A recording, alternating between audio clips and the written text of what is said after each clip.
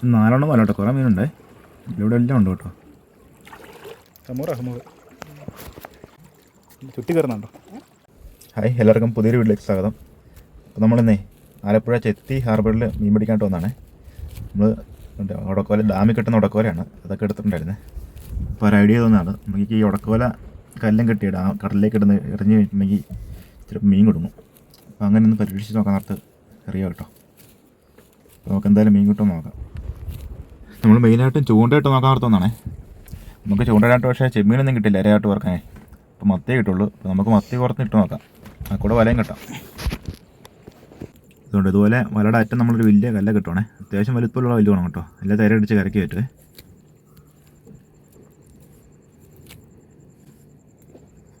എന്നിട്ട് ഇതുപോലെ കുപ്പിയും കിട്ടിയിരുന്നു പൊങ്ങായിട്ടേ. ഒരു 1-2 കുപ്പി കിട്ടിയിട്ടാണ് കേട്ടോ. ഇത്ര ദൂരത്തേക്ക് നമുക്ക് അറിയാൻ പറ്റില്ല, ഒരുപാട് ദൂരത്തേക്ക് അറിയാൻ പറ്റത്തില്ല. അപ്പം നോക്കാം. അപ്പോൾ നമ്മളത് ദൂരേക്ക് എറിഞ്ഞാൽ പോകണേ. ഇതുപോലെ കുറച്ച് വലയും കൂടി ഇരിപ്പുണ്ട്, അപ്പോൾ നമുക്ക് അതും കൂടെ ഒന്ന് കെട്ടിയിടാം. ഇതൊരു ഹാർബറായതുകൊണ്ട് വലിയ കാര്യമായിട്ട് തിരയൊന്നുമില്ല കേട്ടോ. വലയും കെട്ടി വെച്ചിട്ട് നമ്മളിതാ ചൂണ്ടിട്ടുണ്ടിരിക്കുവാണേ. നമ്മൾ ഇരയായിട്ട് ഉപയോഗിക്കുന്ന മത്തിയാണേ.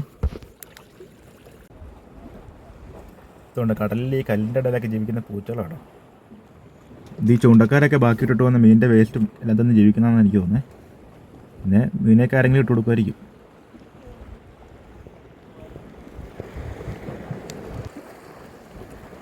ഇതങ്ങനെ നമുക്ക് ചൂണ്ടിട്ടിട്ട് ചെറിയൊരു ഹമൂർ കയറി പിടിച്ചേ.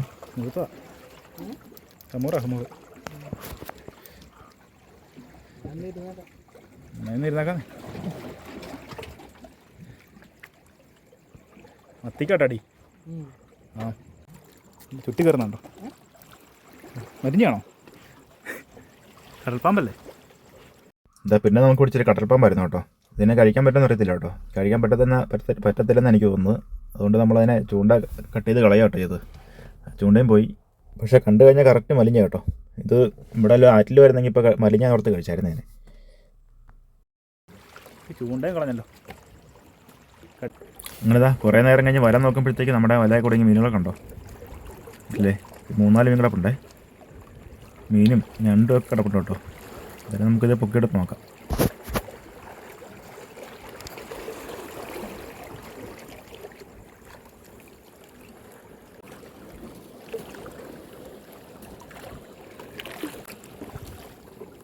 അതുകൊണ്ട് അങ്ങനെ നമ്മൾ കടലിലും വല കെട്ടി മീൻ പിടിച്ചു കേട്ടോ. എന്ത് മീനാണെന്ന് അറിയത്തില്ല, എൻ്റെ പേരൊന്നും അറിയത്തില്ല കേട്ടോ. ഇതിൽ ഒരേ ടൈപ്പ് മീൻ മാത്രമേ ഉള്ളേ. ഇതിൽ കുറേ ഞണ്ടും ഉണ്ട്. 4 വല കേട്ടോ, കുറേ മീനുണ്ടേ. ഇതിലൂടെ എല്ലാം ഉണ്ട് കേട്ടോ. ഉണ്ടോ?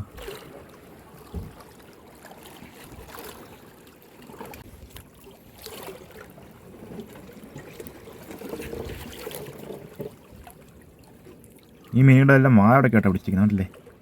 ഇത് ശരിക്കും കണ്ണിയോടൊക്കെ അല്ല, വാഴടക്കി പിടിച്ചാൽ കേട്ടോ. എന്ത് മീൻ അറിയത്തില്ല, പേരറിയുന്നവരൊക്കെ അന്ന് കമൻറ്റ് ചെയ്യണേ. കടലിലെ മീനൊന്നും വലിയ പരിചയമില്ല. എൻ്റെ വായിരിക്കുന്നുണ്ട്, പ്രത്യേക ഷേപ്പിലാണ് എൻ്റെ വായിരിക്കുന്നത്.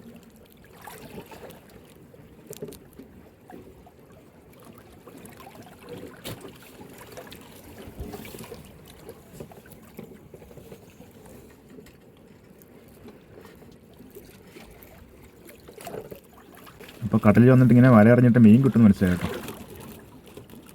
പിന്നെ അതുകൊണ്ട് ഞണ്ട് കിടക്കുന്നുണ്ട്. കിട്ടിയതെല്ലാം വെറൈറ്റി ഞണ്ടുകളാണ്.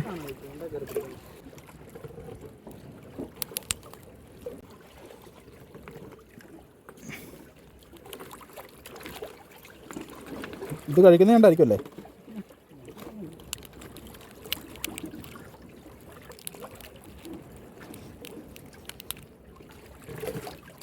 വല പിന്നെ കയറിപ്പോയാലും വിഷയമില്ല കേട്ടോ, പഴയ വലയായിരുന്നേ. അതുകൊണ്ട് കുഴപ്പമില്ല. നമുക്ക് അപ്പുറത്തോണ്ടിട്ടല്ലേ വല. നമ്മളിതാ മീനൊക്കെ പിടിച്ച് ഐസ് ബോക്സ് ഉണ്ടായിരുന്നു, അതിനകത്താക്കിയിട്ട് നമ്മൾ വണ്ടിയിൽ തന്നെ കിടന്നുറങ്ങി കേട്ടോ. രാവിലെ ആയപ്പോഴത്തേക്കും ഇതാ വള്ളക്കാരൊക്കെ മീൻ പിടിക്കാൻ പോകുന്നുണ്ടോ. സമയം ഏകദേശം ഒരു 3 മണിയൊക്കെ ഇവിടെ വലയൊക്കെ അവർ ഒരുക്കി കൊണ്ടുപോകാൻ വേണ്ടിയാണേ. അതിനുള്ള തയ്യാറെടുപ്പാണ്. 3 മണി തൊട്ടൊരു 6-7 മണിയൊക്കെ ആകുമ്പോൾ ഒരു പിടുത്തം കഴിഞ്ഞ് വരും മീൻ. എന്തായാലും ഇതുപോലുള്ള കുറേ കാഴ്ചകളൊക്കെ കാണാൻ പറ്റും കേട്ടോ നമുക്ക്. പിന്നെ നമ്മൾ കടലിൻ്റെ തീരത്ത് തന്നെ കിടന്ന് ഉറങ്ങുകയൊക്കെ ചെയ്തു. എന്തായാലും മറ്റൊരു എക്സ്പീരിയൻസ് ആയിരുന്നു. അതുകൊണ്ട് നമുക്ക് ഇതുവരെ കിട്ടിയ മീനുകളാണേ. ഇത് മരച്ച് അടച്ചു വെച്ചാൽ മതി ഇത്.